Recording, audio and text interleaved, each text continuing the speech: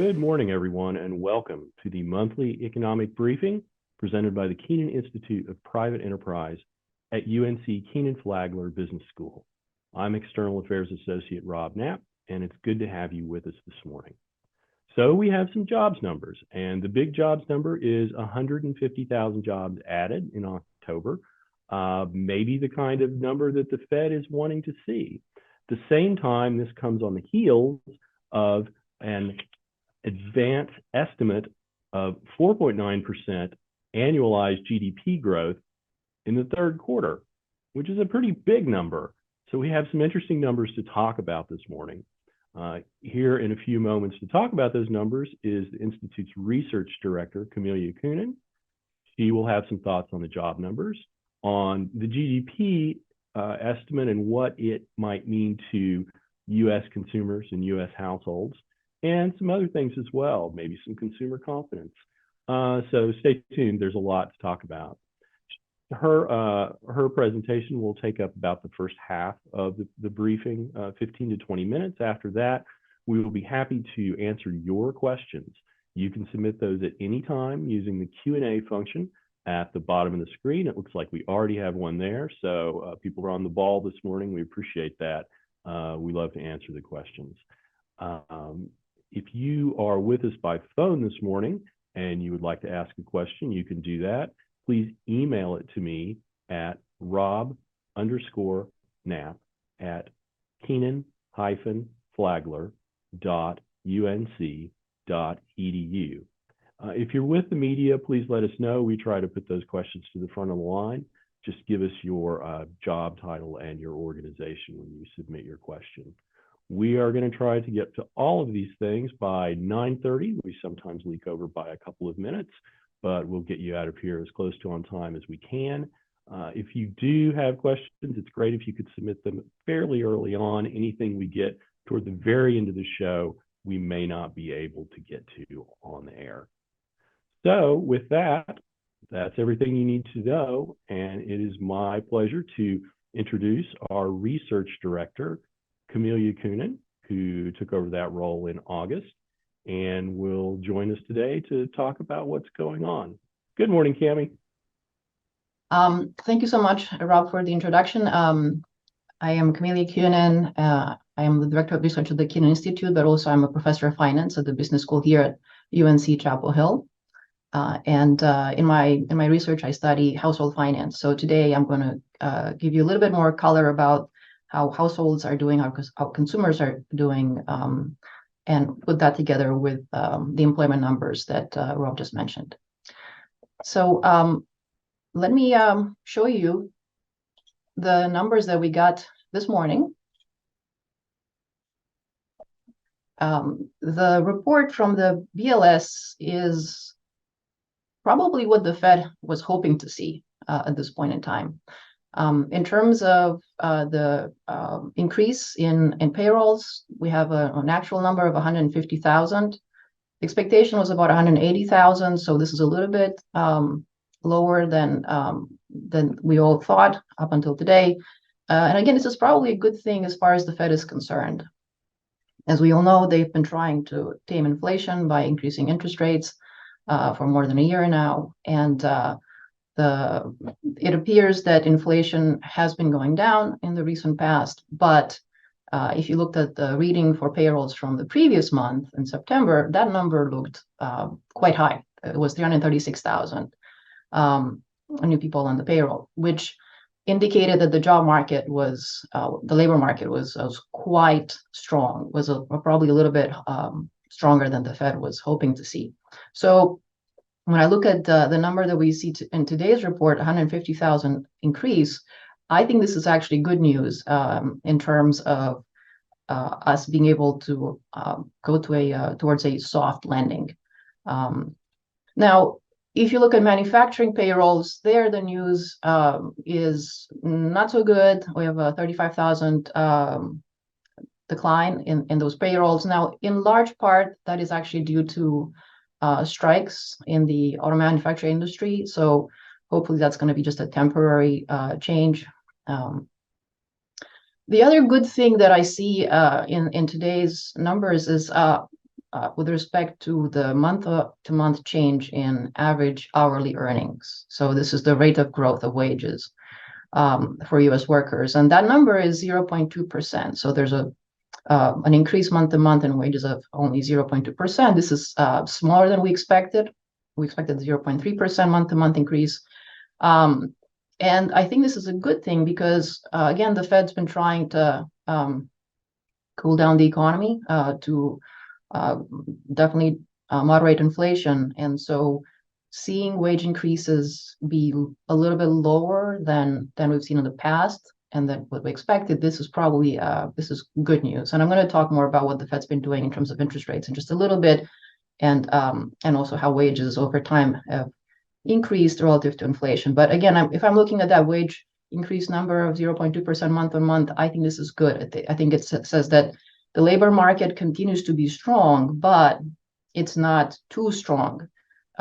Probably is not going to have the Fed think seriously about pushing up interest rates a lot more than we're there at this point in time. The unemployment rate went up just a little bit from 3.8% from the previous month, and our expectations it went to 3.9%. Again, this is probably a good thing in that the labor market is not quite as tight as it's been in the recent past. This should be good in terms of the future pressure on wages, which in turn means it's probably good for future inflation and for the Fed's actions in terms of increasing interest rates. The labor force participation rate, that dropped by a little bit from 62.8% to 62.7%. That part, I think I'm a little bit worried about.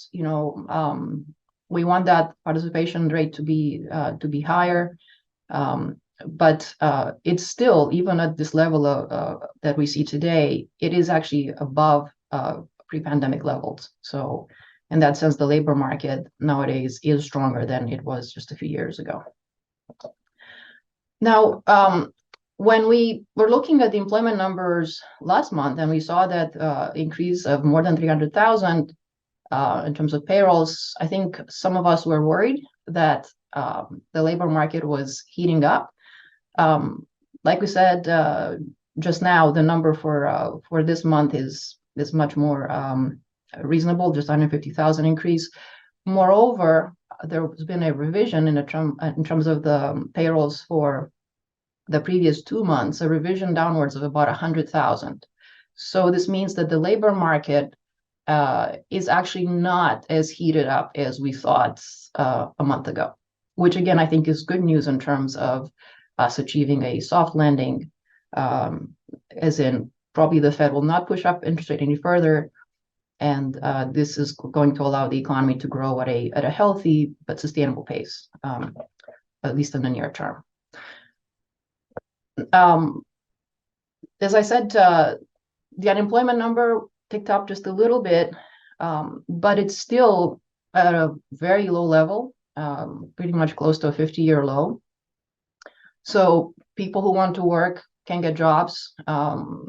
And in that sense, households should be feeling pretty good about their labor market prospects.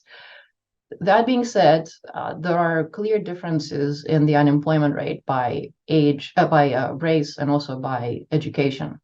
So people who do not have a high school degree, for example, have an unemployment rate of about 5.5%, which is significantly higher than the 3.9 number for the entire population. So I think that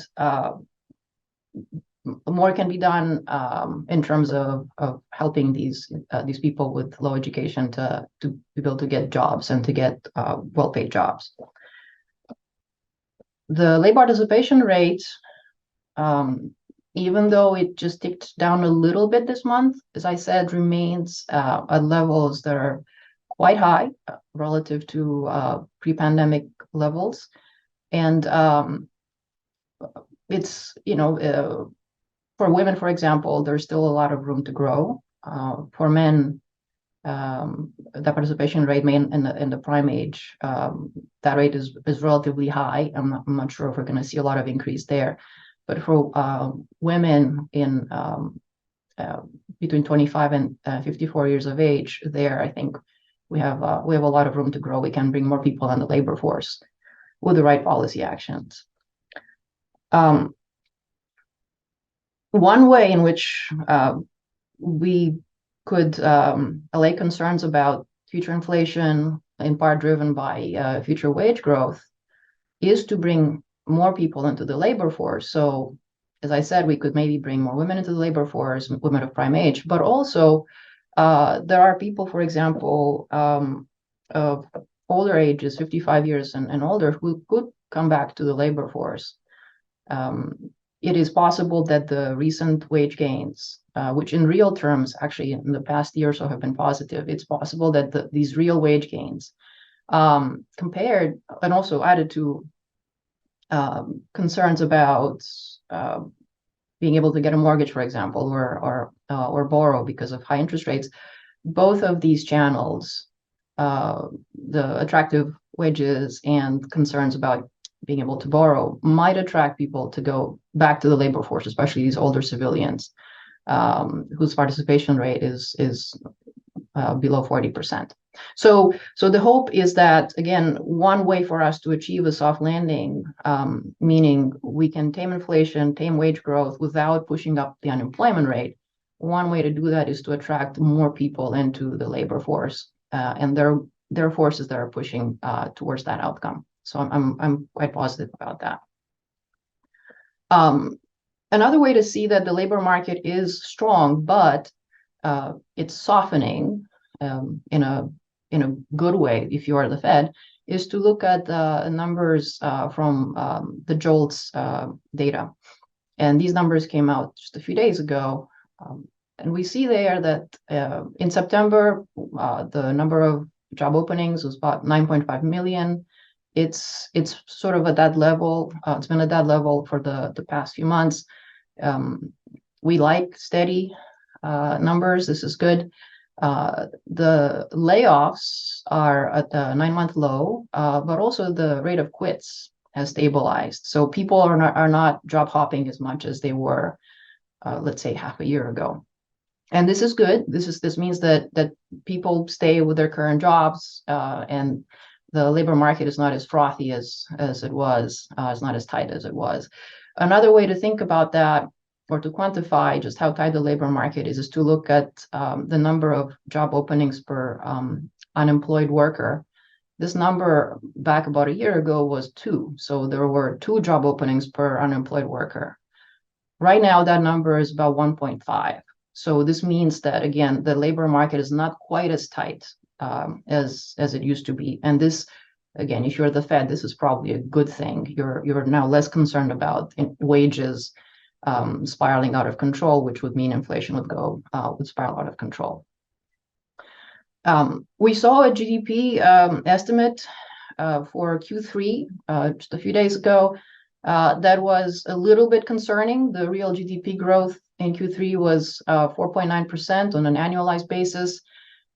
This was definitely higher than in the previous few quarters. And the question is, will the GDP growth persist? Again, is the economy overheating? Now, if you look more deeply into where that 4.9% number comes from, part of it has to do actually with growth in inventories, which is something that's rather temporary.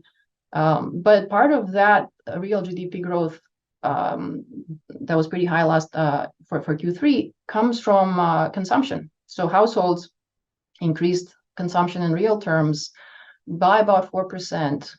If you look at the personal consumption expenditures numbers from just a few days ago. Now, we can sort of quibble as to exactly how to measure consumption growth. You can just use the latest estimate, or you can average across estimates from multiple months. No matter how you cut it, consumption in real terms, domestic consumption has increased on an annualized basis in the past year by somewhere between 2.7 and 4%, 4% being the highest estimate. So Americans are spending, and when they're spending, this actually has a huge impact on GDP, because domestic consumption makes up about 2/3 of US GDP. So Americans have been spending a lot, or their consumption has grown again in real terms, not just in nominal terms because of inflation, which might tell you that the American consumer feels pretty good about the economy. But I will come back to this in a little bit. I'll show you some data about how Americans assess the economy, how they actually feel about how it's going. In terms of spending, again, they are they're definitely quite active. Now, part of this increase in real consumption probably comes from the fact that wages this past year have been growing at a faster rate than inflation. So in real terms, people have been earning more money. And because of that, right, they could feel that they could spend more money. Now, if you see real wage growth that's fast, then again, this could be bad news in terms of inflation. But the pace of growth in wages has diminished over the past few months. This is another way to look at it. We have data from the employment cost index calculations. And as you can see here, labor costs, which are made up in much part by wages, while they're still growing over time, they're growing at a slower pace every single month. So this is good, again, in terms of thinking about future inflation. This is good news, a slowing down in labor costs. And probably because of that, because of this news that indicates that perhaps we shouldn't be very concerned about wage spiraling out of control. We should not be super concerned about the labor market continuing to be overheating. Because of this, probably the Fed decided on November the 1st to leave unchanged the Fed funds rate, to continue to have the target rate of 5.25 to 5.5%.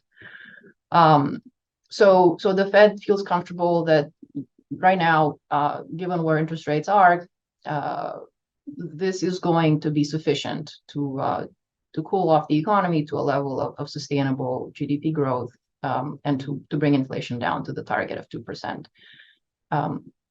According to Bloomberg estimates, others have the same expectation that they were going to probably achieve a soft landing. If you look at expectations for Fed funds rates a year from now, that number is lower than it is today. It's about 4.75%. So we do not expect for the Fed to push up interest rates a lot more. If anything, we expect rates to be a little bit lower in the next year. So overall, I think we see here a picture of a soft landing being quite likely, which is good. Another way to assess sort of the health of the economy and the health of the American consumer is to look at what's called the misery index. If you sum up the rate of unemployment and also the core PCE inflation, and you plot the sum over time, it tells you just how miserable things are in the economy. So a high number means things are really bad, a low number means things are pretty good. And if you look at this misery index in the recent past, it's been declining. It's been trending down, meaning less and less misery. Things are better and better, objectively speaking, in terms of, again, unemployment and inflation. Now, even though the data looks pretty good, objectively, it appears that we're headed in a good direction here. It turns out that household subjective assessments of the economy are quite pessimistic if you look at two sources that are usually relied upon to assess consumers' beliefs about how the economy is doing. So these two sources are the Conference Board and the University of Michigan. They both produce basically a consumer confidence or consumer sentiment index. And if you look at these two indices and how they vary over time, it's clear that after the pandemic hits, both of these indices dropped. In particular, the Michigan Consumer Sentiment Index dropped quite a bit, and it continues to be very low. It's not recovered to its pre-pandemic levels. The Consumer Confidence Index from the Conference Board, which is the blue line in this picture, is looking okay. But the Michigan Consumer Sentiment Index looks terrible. It basically looks like it would in a recession. And I wanted to just to give you a little bit more color on this. It's before we all get very scared about how the consumers feel about the U.S. economy, we need to understand exactly what this Michigan survey measures. So a large part of the index is based on questions about perceptions of whether it's a good or bad time right now to buy homes or to buy durable goods, to buy cars. So, of course, when you ask people this question, they're going to think about high prices. They're going to think about past very high inflation over the last year or so. And so inflation comes to mind when they answer this question. And so they're going to answer in a way that seems very negative. But it doesn't mean that when they think about the future that they're going to be super negative. So again, I want when we look at the data about consumer confidence, we need to remember that part of the questions are basically backward looking instead of being forward looking. The conference board numbers are more forward looking, and if you look at that index, things look pretty decent in terms of consumer attitudes towards the future of the economy. And in part, households are probably not super pessimistic about their situation, because if you look at their net worth and how it's changed since the pandemic, we've had a lot of good news. So the values of homes, residential real estate, since before the pandemic have gone up by about 45% if you use the Case-Shiller index. And 2/3 of Americans own their homes. So they're sitting on much more valuable assets. For half of the Americans who invest in the stock market, their portfolios also went up relative to February 2020. They went up by something like 30%. So there is more wealth in the economy, and that wealth is actually distributed. It's not just, let's say, something that the top 1% or top percent of people have. This wealth exists throughout the wealth distribution. And for everybody in the wealth distribution, if you look at this picture, they've realized significant changes, positive changes in terms of their net worth since the pandemic every single year, with the exception of 2022, when the very top people in the wealth distribution who probably invested a lot in the stock market, they saw a decline in their net wealth. So there is a lot of wealth in the economy, and so the consumer is able to spend, and this is why we've seen this 4% increase in real consumption this past year. There is a little bit of worrisome news from the manufacturing side of things. So the manufacturing sectors has continued to contract. If you work in that sector, you might be concerned. In terms of services, however, we've seen continuous expansion recently. Now, the data that we're looking at here are backward-looking, but if you want to think about the future, you can look at the data, for example, from the Business Roundtable CEO survey. And there they asked CEOs what they think about hiring in the next year, and about 2/3 of CEOs say that they're going to continue with their hiring, just like in the recent past. But 1/3 do say that they plan to hire less. So there is some uncertainty out there about, for example, the cost of capital, whether one should make investment decisions.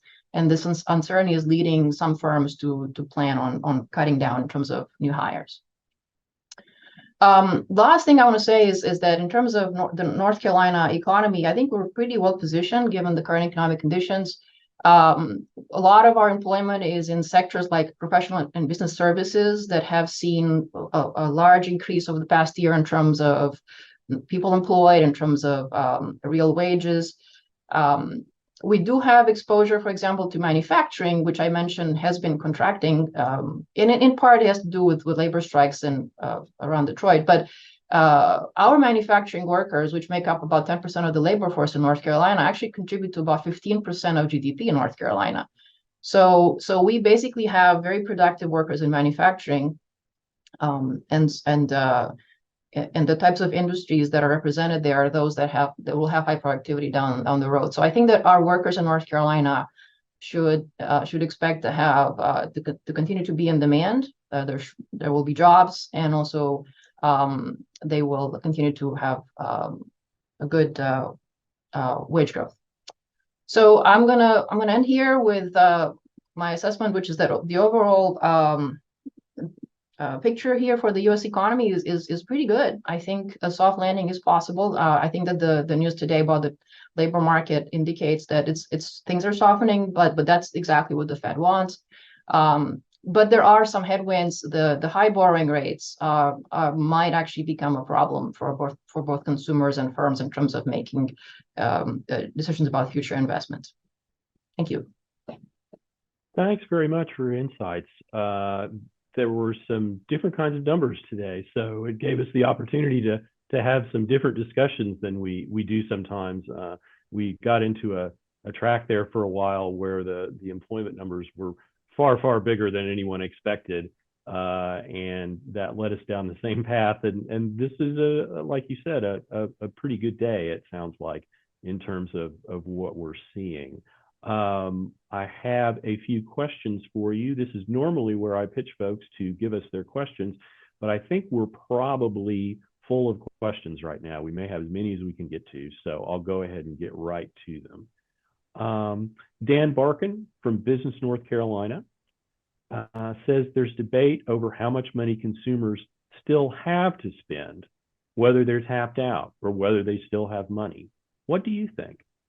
There are a few estimates for how much stimulus money basically there still is out there in the pockets of American consumers. And some reliable estimates are coming from the San Francisco Fed. They too have a couple of numbers that they've been presenting, but somewhere between 150 and 400 billion are still left in the pockets of American consumers from the stimulus money. So there's still a lot of, dry powder there. Now, the question is, who still has the money? Are we talking about the highest wealth families or the lowest wealth family who still has these funds? It is hard to get an estimate of that, but based on data from, for example, JP Morgan Chase, basically they have access to checking accounts of millions of people. They are saying that across the entire income distribution, people still have more in their checking accounts than before the pandemic. So I think that across the distribution of consumers, there's still some extra money there that they're relying on in terms of spending. Okay, thanks. And yeah, a good, interesting point about who may have that extra money among consumers. Lauren Onesorge from Triangle Business Journal asks, how should CEOs in the Triangle be thinking about these numbers? I think that they should be very happy to be in North Carolina and in the Triangle in particular. So, North Carolina has an unemployment rate of about 3.3%. Which is lower than the national number, right? 3.8, 3.9%. So we are people who want jobs here, they can get those jobs. But also in North Carolina, we have a lower participation rate in the labor force. For us, it's about 60%, and for the country as a whole, it's about 62 point some percent, right? So I think that we have more workers to tap to bring into the labor force in North Carolina. And in the Triangle in particular, we can access very well educated people for industries like technology, for example. So in terms of finding workers in the state, I think this is, you want to be in the state. Now, the Triangle does come with some issues, for example, the cost of housing. And that is a problem. So you have talented people, but they might require high wages to be able to buy a house. Okay, thank you. We are at 9:30, so we're going to whip through a few questions fairly quickly here. We'll consider these lightning round questions, so short answer questions. John Barsanti asks, what do you make of the loss of 348,000 seasonally adjusted jobs? I'm not sure what to make of that. Yeah, I'll skip. This may change over time. We'll see. Yeah. Kirk Redmond asks, is there a correlation between increased consumer spending in the third quarter and increasing pressure to return to work from employers? Very good question. It is the case that if you look at the number of job postings for remote jobs versus jobs that require to be in person, we've seen a decline in remote work jobs. So more people who are getting jobs now have to be at work in person. This probably does correlate with certain types of spending. You have to drive more to work. You have to get your lunch by your office. So there could be a correlation there. Okay. And one more, this one's from Jeff Miller. Of the jobs being created, how many are service jobs versus higher wage jobs? Great question. I think where we see an increase today that is quite significant is in healthcare, right? So this could actually be a combination of both healthcare services jobs that are also highly paid jobs. Now in terms of services in the sense of, say, restaurants, for example, or retail, the growth there has not been good. And we have still, if you just think about leisure services, we still have a pretty large gap relative to where employment in that sector used to be before COVID. So we have to make up some of those jobs, and we haven't done that yet. Okay. Thank you very much, Professor Camelia Kunin, for your insight this morning.